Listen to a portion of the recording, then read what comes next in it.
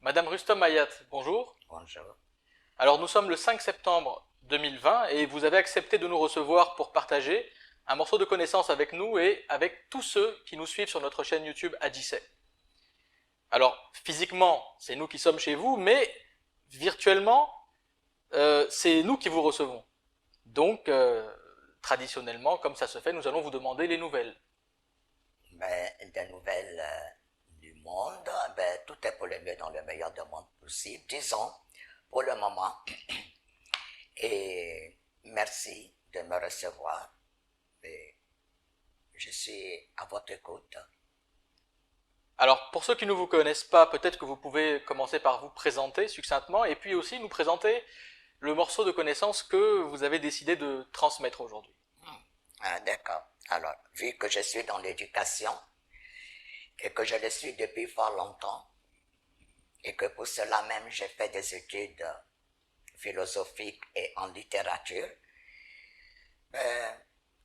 je suis Hayat Sidani, épouse Rustom. J'ai travaillé dans l'éducation publique. J'ai fait plusieurs années à Voltaire, 17 ans à Lamartine et quelques années à Mermoz. Donc j'ai travaillé dans des lycées publics et des lycées privés. Le collège Voltaire, c'est un lycée public? Oui.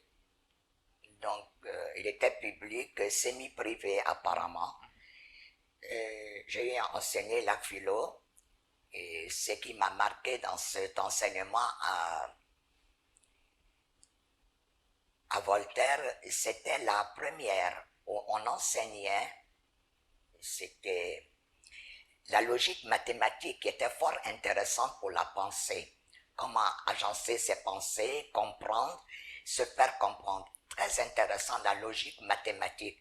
Je pense qu'il faudrait qu'on revienne à cette expérience qui a duré au moins 5 ans et qui a été très positive pour les élèves et même pour les profs. Ça, c'est un premier point à revoir, on l'enseignait la logique mathématique en première. Et je pense que les élèves, en arrivant en terminale, avaient une meilleure appréhension des idées et des notions philosophiques. Puisque la mathématique vous dit comment penser juste et penser rationnellement. Très important. Et ça ne se fait plus? Non, ça ne se fait plus. C'est dommage, depuis des années, on appelait même la première expérimentale, et ça ne se fait plus. Je trouve que c'est fort dommage, vu que moi j'ai eu à pratiquer cette logique mathématique en première et la poursuivre en terminale. J'ai vu l'évolution des élèves et j'ai vu son aspect bénéfique au niveau de la pensée, de la réflexion. D'accord, donc si on comprend bien, aujourd'hui vous voulez nous parler un peu de votre expérience dans l'éducation. Oui. Et puis de ce que, à votre avis, on devrait peut-être faire pour parfaire le système éducatif, en particulier en Côte d'Ivoire, parce que ce qu'il faut qu'on ceux qui nous regardent, ce qu'il faut qu'ils comprennent, c'est que vous êtes d'origine libanaise, mais vous êtes ivoirienne, vous êtes né, si je ne me trompe pas, dans les années 53 à Gagnoa. Je ne voulais pas le dire parce que... Non, mais qu'importe l'âge. À Gagnoa en Côte d'Ivoire. Je suis né à Gagnoa en Côte d'Ivoire. J'ai vécu entre Lakota, Gagnoa, Sassandra et Abidjan. Donc la Côte d'Ivoire profonde, je la connais. Cette Côte d'Ivoire, on n'avait pas d'électricité, pas d'eau courante. Et on vivait, on était heureux, c'était le bonheur. On n'avait rien, mais le bonheur ne se mesure pas à la possession des biens matériels. Il se mesure à la simplicité de la vie. Savoir apprécier les moments. Même se laver avec l'eau de la pluie, parce qu'on recueillait l'eau de la pluie dans des barriques. Et le soir, on se lavait, on laissait ça au soleil chauffer. Et le soir, on se lavait avec. C'était amusant pour nous, ça nous amusait. Nous autres enfants, on était heureux. C'était les premières expériences d'énergie solaire, on va dire. Oui. énergie solaire, voilà. Et le soir, on n'avait pas il n'y avait pas de courant. Eh bien, on allumait le Petromax ou bien la lampe pétrole et on veillait avec la lampe pétrole, on lisait, pas de télé, il n'y a rien, pas de télé, pas de radio, mais une vie simple. On se racontait des histoires. On, C'est ça qui vous a donné envie peut-être d'imaginer des histoires oh, et d'en faire des livres. Là, ce qu'on voit devant vous, si vous permettez, ce sont des livres que vous avez écrits. oui, j'ai écrit 3 livres. 3 livres, j'ai écrit La poupée du bord de mer. Mhm. C'est une inspiration, évidemment. Cette histoire se passe à Sassandra. Et ce qu'on voit ici sur l'image, c'est une image de la plage polycrique D'accord. à Sassandra. En fait, c'est une vraie image, hein, c'est une vraie photo. Qui a été dessiné. Oui, qui a été dessinée. Alors, Axe et Dame, les deux écureuils, voilà.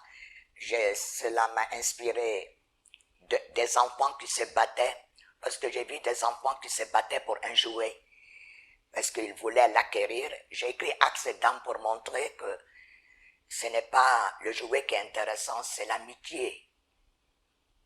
Et on voit dessus qu'il a reçu un prix. Oui, voilà. Alors, Axe et Dame a reçu le prix de la Bibliothèque nationale de Côte d'Ivoire. C'est le meilleur prix album de 2013. Il a été évidemment récompensé. Et même ce livre, Le papillon qui voulait changer de couleur, a été aussi récompensé en 2014. Il a reçu le grand prix Calicidra des lycées et collèges en Côte d'Ivoire.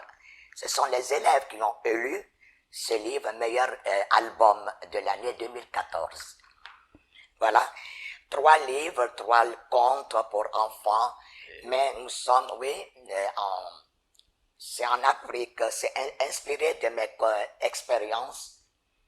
De votre vie Dans l'éducation plutôt. Dans l'éducation, d'accord. Alors pour ceux qui voudraient s'en procurer, il faut juste qu'on précise que c'est édité aux éditions Eburny, oui. et puis que dans n'importe quelle librairie de Côte d'Ivoire, oui. N'importe quelle librairie sérieuse, on peut s'en procurer. On peut en effet avoir ces livres, Le papillon qui voulait changer de couleur, c'est-à-dire un papillon qui veut imiter la gloire, qui veut entrer dans la gloire et qui veut entrer dans la renommée, dans les prestiges. Finalement, ce petit papillon n'aura pas le bonheur. Le bonheur le trouvera ailleurs lorsqu'il acceptera d'être soi-même. Donc c'est un peu pour montrer à nos élèves, lorsque les élèves s'imitent en classe les uns les autres, c'est pour leur dire, restez vous-même. Alors justement, pour rentrer alors dans le vif du sujet de ce morceau de connaissance que vous voulez partager avec nous, au-delà de ces livres que vous avez écrits, qu'est-ce que vous avez envie de partager avec ceux qui vous écoutent du fait de votre expérience que vous avez dans l'enseignement? Donc je pense que vous avez plus de 30 ans, 35 ans dans l'enseignement.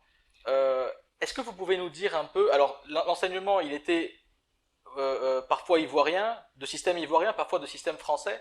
Est-ce que vous pouvez nous dire un peu, en 35 ans, qu'est-ce qui a évolué? Comment ça a évolué? Comment est-ce que vous le percevez? Et puis, qu'est-ce que, à votre avis, on pourrait faire pour améliorer? Alors, comment je perçois l'éducation? L'éducation dans les lycées respectifs où je suis passé, c'est un enseignement hybride, c'est-à-dire mi-français, mi-ivoirien. Ce que je peux dire, ce qui est louable dans l'éducation ivoirienne, c'est que l'élève sort avec une connaissance de la grammaire, de la conjugaison, bien. En fait de compte, il peut acquérir cette base.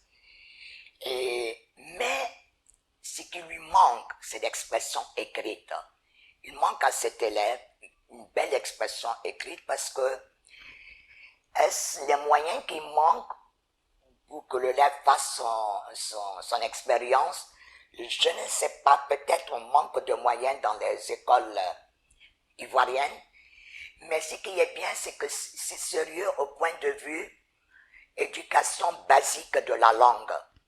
Mais il faut transcender, dépasser cela et à l'améliorer par une expression orale plus approfondie et une expression écrite. C'est vrai que l'enfant, la langue française, on vous présente des matériaux. L'enfant ivoirien domine les matériaux, mais ne sait pas vraiment les assembler. L'enfant, disons, de la culture française, l'éducation française, sait assembler, mais ignore en effet la base. Donc je pense que le meilleur enseignement, à mon avis, c'est de conjuguer les deux. Et l'enseignement ivoirien, qui est un enseignement traditionnel français, qui est très bon, qui apporte... Mais qui aujourd'hui n'est plus... aujourd'hui, qui n'est plus... usité en France. Il n'est plus de mise. Il n'est plus de mise. Je ne sais pas pourquoi. Et pourtant, c'est important. Tiens, il y a un sujet intéressant. Ce qu'on revient à la dictée. C'est que dans le système français, à un moment donné, on a oublié les dictées et les autodictées. Or, c'est très important pour que l'enfant apprenne à se souvenir, à se mémoriser. Il faut écrire. Écrire est très important. Il y a une relation entre l'esprit, la main et la vue. Je vois un mot, je le retiens, je l'écris. C'est extraordinaire. C'est tout à fait basique. Je vois, j'enregistre et j'écris. Tant qu'on n'a pas écrit un mot plusieurs fois, on ne peut pas le maîtriser. On ne peut pas maîtriser son orthographe. Donc c'est très important de faire un enseignement, je crois, des deux. Il faut revenir. On revient en ce moment à la dictée. On s'est rendu compte que beaucoup d'élèves, en fin de compte, arrivent en 6e, ne maîtrisent rien du tout. Même la lecture, ils ne la maîtrisent pas. À mon époque, à moi, Mamadou et Benita, c'était un livre, on apprenait à lire. Un enfant de CP2 lisait. Il lisait correctement, avec les arrêts, les pauses, les souffles. Il faut prendre pour lire. Il arrivait à lire. Vous considérez qu'il y a eu un appauvrissement Exactement, un appauvrissement de l'enseignement, oui. Parce que je pense, et je vais le dire sincèrement, on n'a plus confiance en l'enfant. On l'assiste énormément. Il faut lui donner à l'enfant la preuve qu'il est capable d'arriver par lui-même. Le petit enfant que nous étions, nous, les petits enfants que nous étions au CP1, CP2, évidemment, on nous a fait confiance dans la lecture. On nous a donné les bases et nous avons au CE1 et au CE2, je me rappelle, moi je lisais le journal au CE1, le journal Paternité Maternelle, le journal Le Quotidien de Côte d'Ivoire, je le lisais, on le lisait, on nous a donné cette base essentielle. C'est que de nos jours, je vois arriver des élèves en 6e avec des faiblesses. Beaucoup de faiblesses, beaucoup de lacunes. Bon, est-ce éducation? Ou bien on ne fait pas vraiment confiance en l'élève? Un enfant est capable d'apprendre et de bien apprendre. Vous estimez qu'on ne les pousse pas assez, qu'on les laisse trop... Oui, on ne les pousse pas assez, on les laisse un peu... Ah oui, on a déjà donné... Non. Et on les pousse à la... Aujourd'hui, je vois dans les lycées modernes français, on les pousse beaucoup à la lecture. Mais est-ce que c'est pas un peu tard? Donc on les pousse à la lecture à partir de la 6e, c'est ça? Oui, même au CM2, au CM1, il y a toujours des concours et on pousse les élèves à lire énormément. C'est bien, lire c'est important. Je crois que c'est ce qui manque un peu dans le système ivoirien. Il faut faire lire beaucoup l'élève pour avoir l'expérience de l'expression écrite. Voilà. Et puis, il faut lui permettre de rendre compte de sa lecture pour développer son expression orale. Alors, si vous dites qu'on arrive, enfin, aujourd'hui, que dans le système français, en tout cas tel qu'il est pratiqué, entre guillemets, en Côte d'Ivoire, vous dites qu'on incite les élèves à lire. Peut-être pour compenser le fait qu'ils n'arrivent pas à écrire correctement. Oui, non, il ne sait pas écrire. Il ne sait pas, il arrive en 16e, il ne sait pas, l'orthographe est très faible chez lui. Moi, je pense qu'on doit commencer l'autodictée déjà au CP2. l'enfant arrivera-t-il certainement? L'autodicté aussi peut de l'élève va apprendre à écrire, à mémoriser. C'est un jeu de l'écriture. Écrire, ça veut dire dessiner. D'ailleurs, ortho, ça veut dire droit, et graphein, ça vient du grec, graphein qui veut dire écrire. Donc, c'est quoi l'orthographe? C'est écrire droit, c'est dessiner. En fin de compte, il faut apprendre à l'enfant à dessiner. N'importe quel enfant dessine. Pourquoi ne pas dessiner les lettres?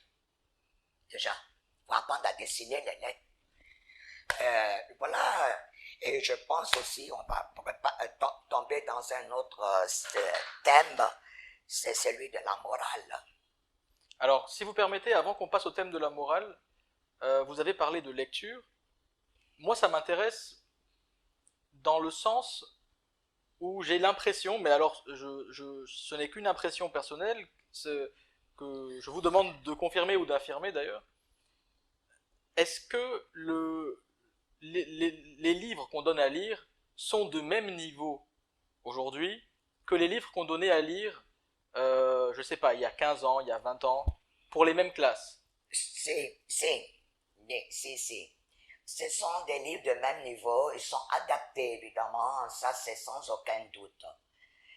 Sans aucun doute, ils sont adaptés. Par exemple, tu prends un livre tel que Le Petit Prince de Saint-Exupéry.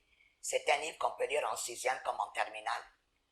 La portée est différente, l'objectif est différent.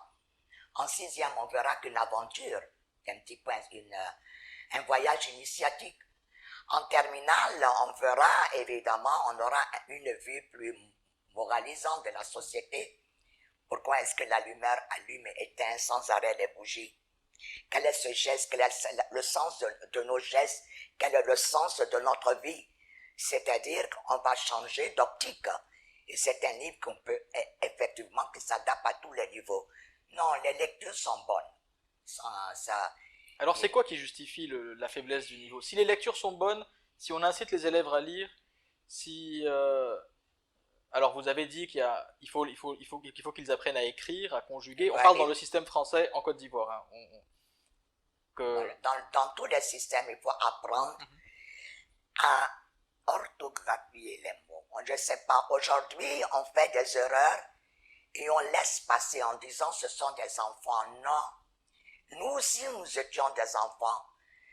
Le fait, en effet, d'avoir été assez autoritaire avec nous, ou d'avoir même reçu quelques bâtons, n'est-ce pas? Ça ne nous a pas traumatisés. On a appris. Aujourd'hui, non, il ne faut pas élever la voix contre l'enfant, il ne faut pas être sévère, il ne faut pas serrer. Finalement, l'enfant, l'inclination d'un enfant, c'est de quoi? C'est de jouer. Et on abonde dans son sens, ah ben on va jouer, oui. Mais le jeu, actuellement, on s'est rendu compte, c'est pas ça.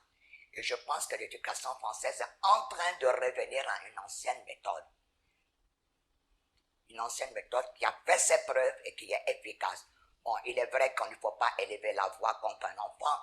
Il est vrai qu'il ne faut plus le battre. Ça, ce sont des actions à bannir dans l'éducation.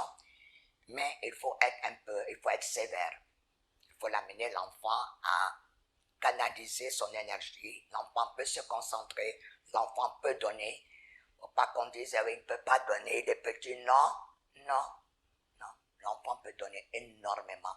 Parce que moi, je crois profondément que chaque être a des capacités énormes en lui qui sont cachées et qu'il faut les émoustiller de temps en temps pour qu'elles sortent, ces capacités. Si nous avons tous ces grandes capacités. Et moi, je crois, il faut croire. Il faut croire au progrès, il faut croire aux capacités des élèves. Et moi, je crois en leurs capacités, en leur pouvoir. N'importe qui peut arriver. Et seulement, il faut, n'est-ce pas, aiguillonner ses capacités pour qu'elles sortent. Et non pas laisser l'enfant, je ne veux pas travailler, ben tu ne travailleras pas. Je ne veux pas faire, tu peux. Non. Ce n'est pas éduqué. Donc vous appelez un peu à plus de rigueur dans l'éducation. Beaucoup plus de rigueur, de sévérité dans l'enseignement. Exactement. Et je pense que ça va bien marcher. On espère. Ah, ben, on espère, et puis bon, un peu de morale ne fait pas de bien parce que on demande aux enseignants d'éduquer. Qu'est-ce que veut dire éduquer? Est-ce enseigner, donner un savoir? Peut-on donner un savoir sans morale? Et ça, c'est important. Le savoir, qu'est-ce qu'on en fait? Si le savoir n'est pas usé à bon escient, comme aujourd'hui, on sait la bombe atomique, qu'est-ce qu'elle a fait? C'est un savoir de briser les montagnes avec le TNT. Mais briser les montagnes pour pouvoir construire des routes nous a conduit à des bombes comme Hiroshima et Nagasaki. Donc le savoir, il faut de la morale, énormément de morale dans les écoles. Et où est-ce qu'on en est de la morale dans les écoles alors? Dans l'éducation actuelle, c'est dans l'éducation civique. Mais l'éducation civique, moi je pense qu'il n'est pas suffisant. Il faut que cette éducation civique, d'abord, soit à la maison et elle se poursuit à l'école. Parce que quelquefois, il arrive que le maître est face à un élève vide d'instruction civique et morale. Et il faut faire ce travail. Il faut apprendre à un enfant comment parler avec les grandes personnes, adapter son langage avec les grandes personnes, comment se comporter et exciter un peu, réveiller en lui la charité, l'humanisme qui est en lui. Et ne pas lui montrer que c'est toi qui es important et rien n'est important, etc. Non. Et aujourd'hui, les gens ont, je ne sais pas s'ils ont peur de la morale, parce que pour eux, qui dit morale dit peut-être une petite tâche confessionnelle à côté, mais qu'importe. Le plus important, c'est que l'élève, que l'enfant, avant de venir à l'école, il reçoit quelque éducation morale et civique à la maison, et surtout morale. C'est-à-dire respecter au moins les grandes personnes et ne pas les traiter comme des amis. C'est vrai, on peut être amis, mais l'amitié n'est pas l'insolence. Finalement, les enfants confondent insolence et camaraderie avec le prof. Non, on ne doit pas le permettre. Effectivement, dans les différentes discussions qu'on a pu mener avec des professeurs dans le cadre de cette émission, on a eu un peu ce même retour D'insolence. voilà, des élèves qui sont effectivement de moins en moins, de plus en plus, qui veulent être de plus en plus proches amicalement des professeurs, dans l'espoir que ça puisse créer une ambiance plus propice au développement de l'élève, mais qu'en réalité, ça allait dans le sens complètement opposé. C'est-à-dire qu'on avait on assiste à un relâchement du comportement, de la morale, des manières, de la politesse, etc., etc., qui conduit à une dégradation de comportement et surtout ouais. c'est une dégradation de la morale. Pour eux, un enfant insolent, les parents rient. Un enfant insolent qui dit à un prof, je ne peux pas travailler, et des mots gros, le parent rit. J'ai eu entendu, je ne sais pas, je ne dirai pas dans quel lycée, mais j'ai eu entendre ces mots. L'enfant insolent avec sa maîtresse. Et la maîtresse obligée de subir de se taire. Je trouve que non, il faut enseigner à un enfant à respecter les autres, à les accepter, à les respecter. L'enseignement commence à la maison, se poursuit à l'école et se termine à l'âge adulte. C'est pas comme ça. Il faut, et puis en plus, viser le prof. Le prof est visé par les parents, il est visé par la direction, non. Il est là pour donner. Je pense que quand on faut former les professeurs, il faut les former d'abord à l'enseignement, certes, à un savoir, mais il faut les former à la morale. C'est très important. Bon, eux, ils prennent ça sur le plan psychologique, il faut... Bon, la psychologie de nos jours, point d'interrogation. Qu'est-ce qu'elle a apporté de bien à l'homme? Moi, je ne vois pas, je ne comprends pas. Qu'est-ce qu'elle a apporté de bien à l'homme? C'est que la morale est bien plus importante que, pour moi, à mon avis, que la psychologie. Est-ce que les élèves se lèvent toujours quand un professeur rentre dans la classe? Il faudrait que le professeur, en effet, impose cela. À moi, dans mes cours, quand je rentrais, tout le monde se levait. Et je peux dire que les meilleurs élèves étaient ceux de l'éducation publique. Eh bien, vraiment, ce sont des élèves corrects, respectueux, obéissants, franchement. Là, je peux dire, les élèves au collège Voltaire, pourtant j'enseignais les terminales, il n'y avait pas ce rapport. C'est vrai que j'étais à leur portée, posais des questions, je répondais, j'étais toujours là pour écouter leurs demandes et répondre du mieux que je pouvais. Mais il n'y avait pas cette camaraderie. Et quand je rentrais en classe et je commençais le cours, je pouvais entendre l'aiguille sonner. Puisque les élèves, ils sont venus pour ça. Et ils avaient reçu une éducation à la maison pour ça. Et vous pensez que maintenant ils ne viennent plus à l'école pour le savoir? Non, ils viennent, je pense, pour avoir des relations amicales à l'école. Il y a un relâchement dans le désir de savoir. Est-ce que c'est parce que l'ordinateur, ou les médias, ou Internet, Facebook, je ne sais quoi, offrent ce savoir? Déjà, ils n'ont plus besoin de venir l'acquérir à l'école. Ça aussi, c'est un danger, très grand danger pour l'avenir de l'école. Les médias sont un grand danger. Vous lire les moteurs de recherche sur Internet? Oui. Et des fois, il y a énormément de fausseté. Il y a énormément de fausseté dans ces... Mais c'est la facilité. Il n'y a plus le désir, il n'y a plus la persévérance, il n'y a plus la détermination que l'enfant apprend. Pour lui, ce qui est facile, on clique, on demande, on clique sur un bouton, ça y est. Il n'y a pas cette réflexion sur soi-même. Qu'est-ce que je peux produire de moi-même sans aller tricher à droite, à gauche dans les... Alors justement, on se permet d'enchaîner là-dessus puisque vous abordez ce point. Vous avez parlé de la production par soi-même, donc de la production avant tout de pensée, j'imagine, et puis après de tout ce qui peut en découler. Mais et vous avez parlé aussi de morale. Euh, donc la production de la pensée, la morale. Est-ce que tout ça quelque part, c'est pas un peu lié à la philosophie? Est-ce que il faudrait plus de philosophie? Il faudrait que les élèves commencent la philo en sixième, en cinquième, pour pouvoir avoir cette analyse critique de soi, ce retour sur, euh, ce retour sur des valeurs qui soient plus... Non, pas dans ce sens, pas en sixième, commencer la philosophie, pas dans ce sens. Commencer en sixième, la structure de la pensée. Quelle est la vérité dans la pensée? Laquelle? Quels sont les différents syllogismes dans la pensée humaine? C'est ça qui est important, c'est-à-dire la logique de pensée. Ça, ce serait intéressant. Pour réfléchir, il faut avoir de l'expérience, il faut avoir lu énormément. Il faut savoir partager son expérience livresque et du vécu. Il faut savoir les partager. En sixième, on ne peut pas demander. Je pense que ce serait une erreur.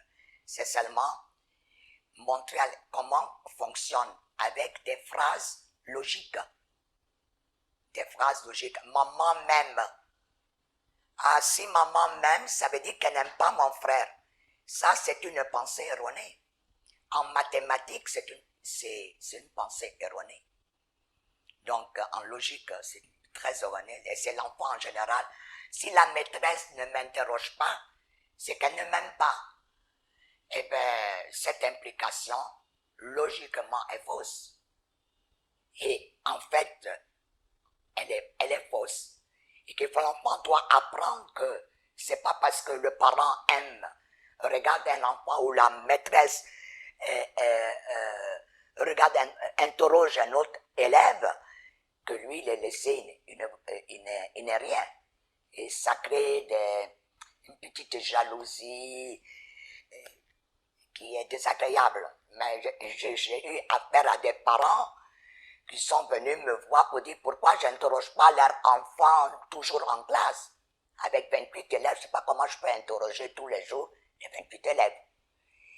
Et elle a créé chez l'enfant une sorte de refus et de rejet du professeur. Et je trouve que les parents ne jouent pas un bon rôle là. C'est parce qu'ils ne savent pas penser. C'est une erreur, c'est une ignorance, erreur de pensée. C'est ce qu'il faut apprendre à l'enfant.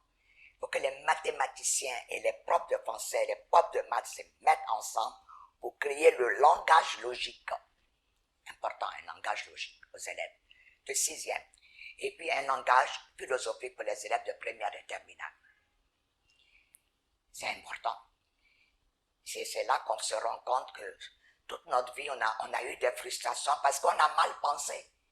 Comme a dit Bergson, Bachelard, l'opinion ne pense pas, et si elle pense mal. C'est exactement ça. L'opinion ne pense pas. Gaston Bachelard. Et si elle pense mal. Et c'est vrai, il ne faut pas tenir compte de l'opinion.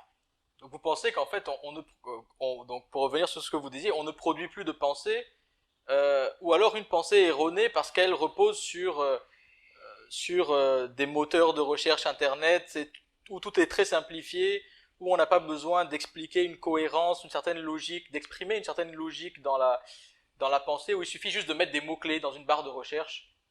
Oui, Et puis, voilà, il n'y a plus l'intelligence en action. On prend un mot, on le met en rapport avec un autre. Je ne vois pas, moi, je ne le vois pas. Et j'étais en train de dire que aussi l'internet de tout ça fausse la pensée. Dans quelle mesure? Trop d'informations tue l'information. C'est simple. Trop d'informations. Et l'enfant à l'école, on lui ramène Internet en classe. On lui dit, voilà, tiens, prends l'Internet. Mais l'enfant ne peut plus penser. Il ne pense plus. Pourquoi? Mais trop d'informations. Énormément. Et même nos yeux, lorsqu'ils regardent plein de couleurs, on ne voit plus rien. Tout se brouille. Ce n'est qu'un brouillard. Tout est faux, tout est superficiel. On ne peut pas aller en profondeur. Il faut remodeler la pensée selon une logique mathématique. Voilà ce que moi je pense. Et qu'on arrête d'envoyer aux enfants des images. C'est bien. De temps en temps, par exemple, on parle du Moyen-Âge, on veut savoir qu'est-ce qu'un listel, ou bien on veut savoir qu'est-ce qu'une armoirie, etc. On regarde des images. Il y a une cuisson, un homme, un aubert, on regarde des images. C'est bien beau. Il faudrait que aussi l'imagination jouer un tour. On ne laisse pas l'enfant imaginer. On lui propose tout sur un plateau, dit voilà, n'imagine plus. Moi, je ne veux pas que tu imagines. Je veux que tu prends ça et tu les conjugues ensemble. Non. Où est l'imagination dans l'éducation?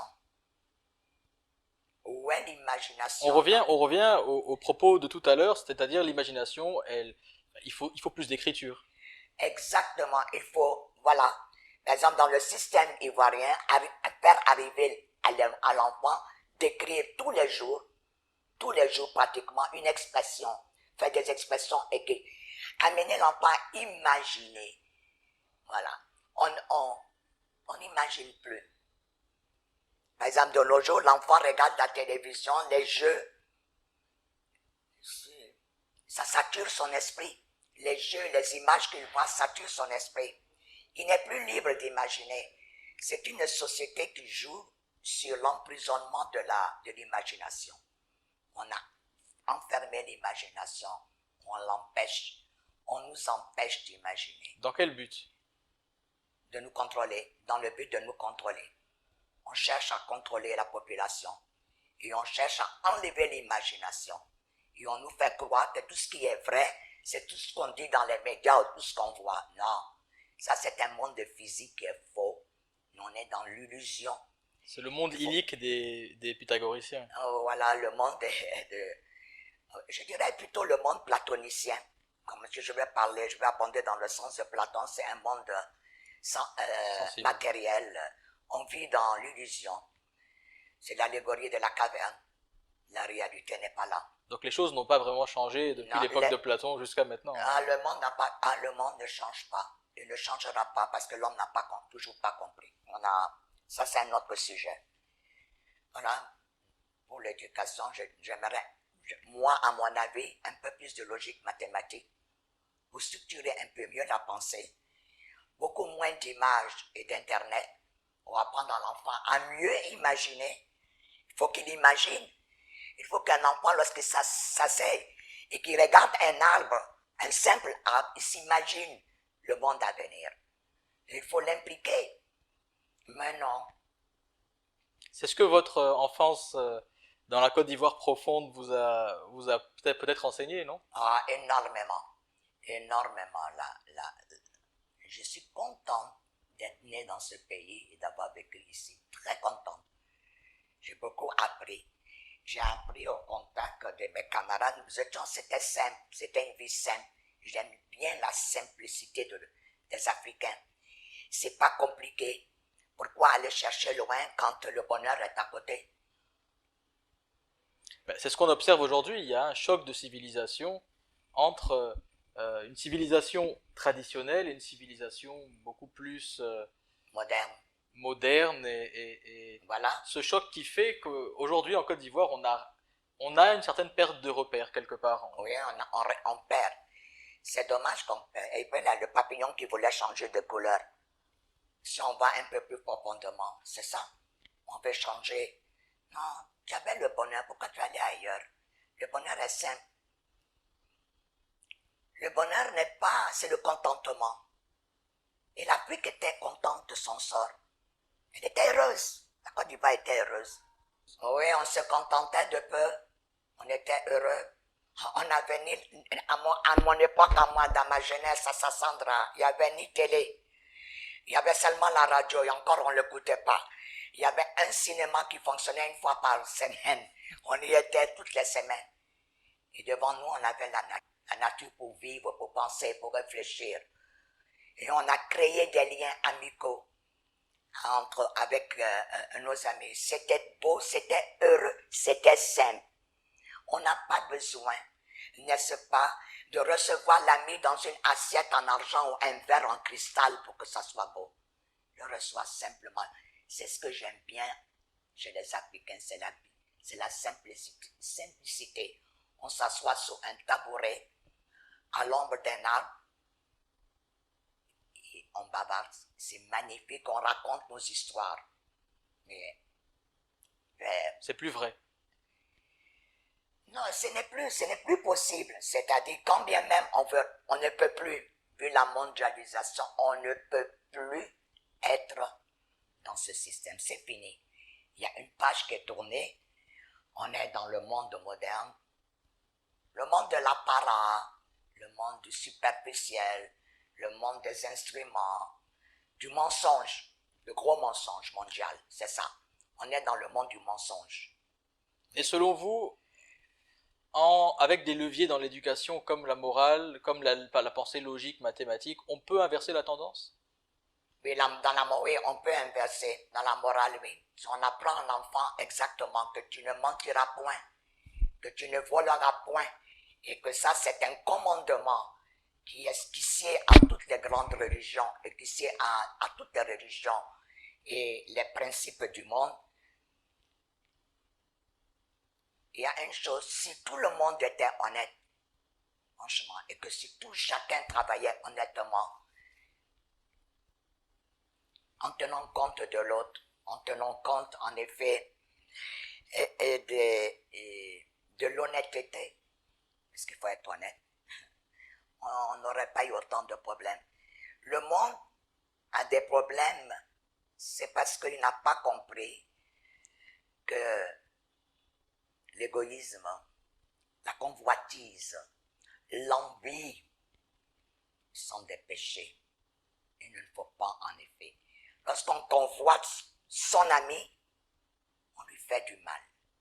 Lorsqu'on convoite la femme du voisin, on fait du mal.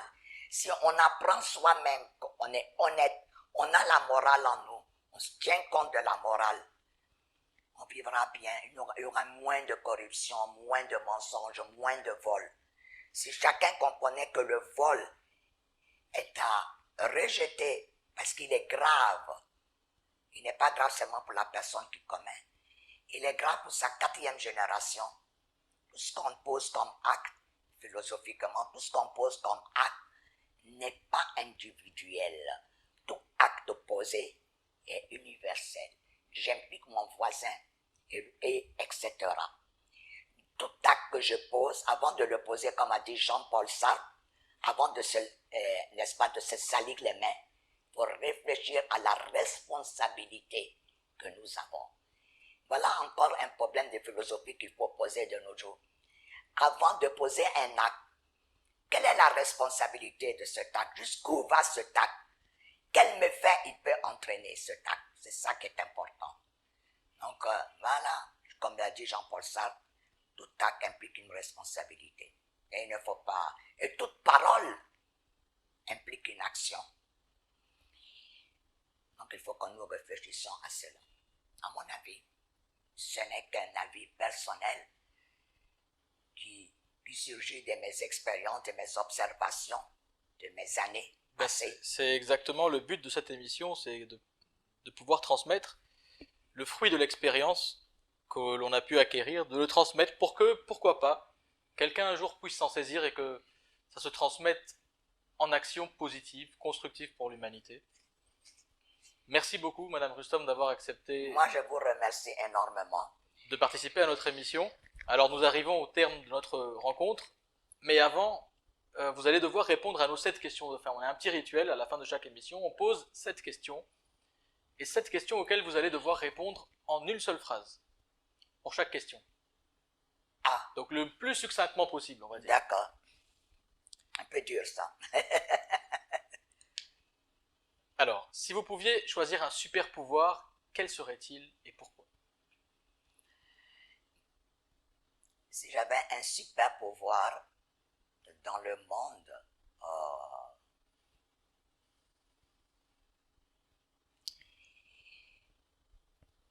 c'est d'abord porter l'apaisement dans le cœur de chacun. Par des mots réconfortants, apaiser le cœur de chacun. L'amener à l'espérance. C'est magnifique de pouvoir aider son prochain à espérer dans le monde. Dans ce monde-là que nous vivons, si j'avais ce pouvoir, voilà, je serais comme Hermès, qui voyagerait et qui apporterait dans le cœur des gens l'apaisement, la paix et le réconfort. Oui, j'avais ce pouvoir. De quoi êtes-vous le plus fier dans votre vie? Ah, fier. En réalité, sans aucun doute, de mes enfants. Parce que j'ai fait des enfants et je sais que leur honnêteté, leurs valeurs dans la société, des valeurs vraiment chevaleresques. Et je suis très heureuse d'avoir fait des enfants qui ne feront pas du mal à la société et au contraire qui amèneront la société à avancer. Oui, ça je suis fier de léguer un héritage honnête à la société à venir. Oui, c'est ça. Quel est le sens de la vie? La recherche du bonheur, qui est le contentement de ce qu'on a. Se contenter, ne pas chercher autre chose. Ce qu'on a, c'est merveilleux. Dieu sait ton plan. S'il te l'a donné, il sait que c'est ça ton bonheur. Voilà. Ben, ça nous amène justement à la prochaine question. Quelle est votre définition de Dieu? Dieu, c'est la miséricorde. C'est l'amour et la miséricorde. C'est la lumière qui donne le véritable chemin, la véritable vie. Dieu se trouve partout, n'est-ce pas? Il est vivant, il n'est pas mort. Il est là dans nos cœurs, il est vivant, il communique avec nous, il parle. Si on se rend compte que Dieu communique tous les jours avec nous, nous parle, quel espoir, quel bonheur qu'on a dans ce monde. Oui, Dieu c'est le vivant. Voilà pour moi, en un mot. Alors, est-ce que vous avez un film, un livre et une chanson à nous conseiller? J'ai un poème, j'aime le premier poème, un film à conseiller que j'ai beaucoup aimé dans ma vie, c'est Anne avec un grand E. C'est un livre de jeunesse, mais c'est beau cette vie, cette innocence, cette naïveté qui nous montre le sens réel de la vie. Anne avec un grand E, un poème que j'adore, c'est la 3e méditation de Victor Hugo, évidemment. Merveilleux, mais le plus beau poème pour moi qui existe au monde, à mon avis, ce sont les poèmes de Victor Hugo. Et quoi? Et une musique, une chanson. Une chanson que j'aime, Stranger in the Night. De Frank Sinatra. Ah oui. Si vous deviez donner un conseil à l'humanité, quel serait-il?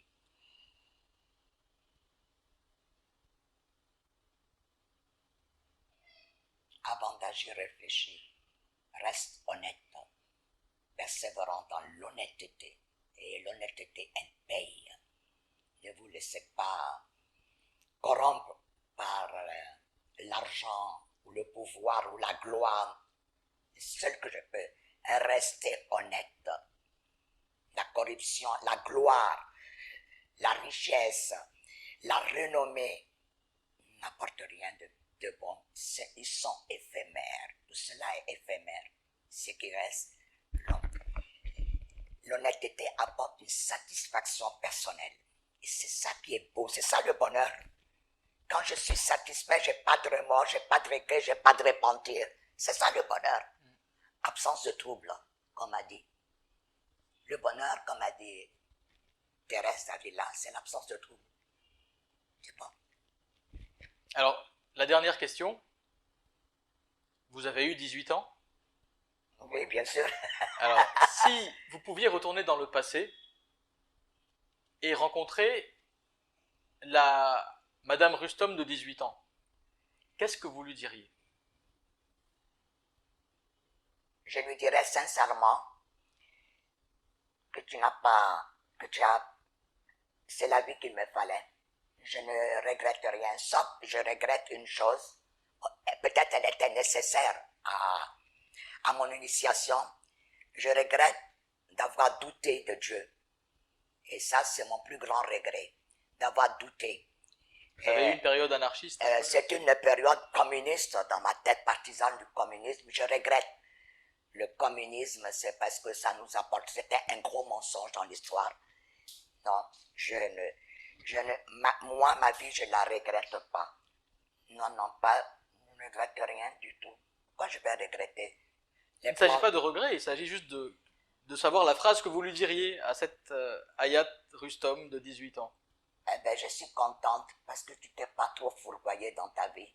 Tu t'es pas laissé entraîner par le superficiel. Et ça, je suis contente de dire à Hayat de 18 ans, tu t'es pas entraîné, tu t'es pas laissé entraîner par le superficiel de la vie. Et je l'avais bien compris ça déjà à l'âge de 16 ans. Que tout ce qu'on nous offrait, les robes, les bijoux, tout ça, c'est du pipeau. La vie, elle est intérieure.